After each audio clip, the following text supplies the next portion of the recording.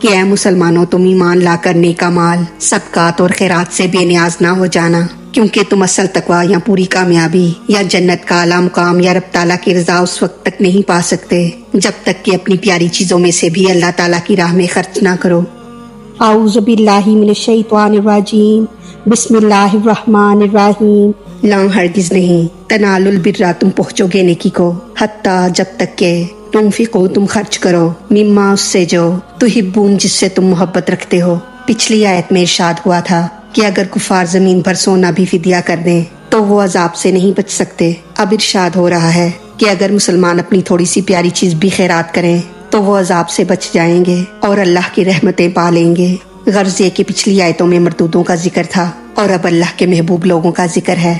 عربی میں ایک ہی معنی کے لیے کئی لفظ موجود ہیں اور تھوڑے فرق کے ساتھ مختلف مقامات پر بولے جاتے ہیں۔ دوسری زبانوں میں یہ بات نہیں، جیسے عربی میں نہیں کے لیے ما، لا، لن، لم، لیسا وغیرہ بہت سے لفظ ہیں اور ان میں سے ہر ایک کا استعمال موقع کے مطابق ہوتا ہے۔ یہاں لم یا لا استعمال نہیں ہوا بلکہ لن فرمایا گیا، کیونکہ لن میں مستقبل کے لیے نفی ہے۔ یہ بات اور لفظوں میں نہیں۔ تنالو کے معنی ہے پانا، حاصل کرنا، پہنچ جانا۔ یہاں یہ پانا کے معنی میں ہے۔ برا کے معنی ہے بھلائی۔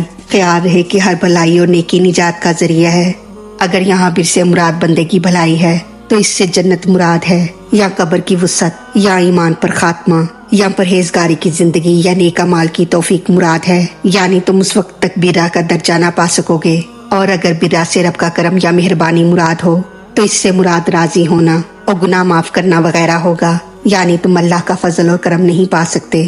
غرض یہ کہ بندے کی بھی اطاعت ہے اور حق تعالیٰ کی بھی قبولیت، ثواب، رحمت، رضا اور جنت ہے۔ ینفقون کی تفسیر ہم سورہ بقرہ کے شروع میں پڑھ چکے ہیں کہ جیسے درختوں میں سے بعض درخت سایہ دار ہیں، بعض کانٹے دار اور بعض بیکار ہیں، ایسے ہی مالدار لوگوں میں سے بعض سایہ دار ہیں، بعض کانٹے دار اور بعض بیکار ہیں۔ فرمایا جا رہا ہے کہ تم سایہ دار درخت بنے بغیر پروردگار کی رضا نہیں پا سکتے، اور سایہ دار اس وقت تک نہیں بن سکتے جب تک کہ تم ان چیزوں میں سے خرچ نہ کرو جن سے تم محبت کرتے ہو۔ مما سے یا تو مال مراد ہے یا کمال اور اعمال وغیرہ۔ تحبون کے معنی ہے پسندیدگی۔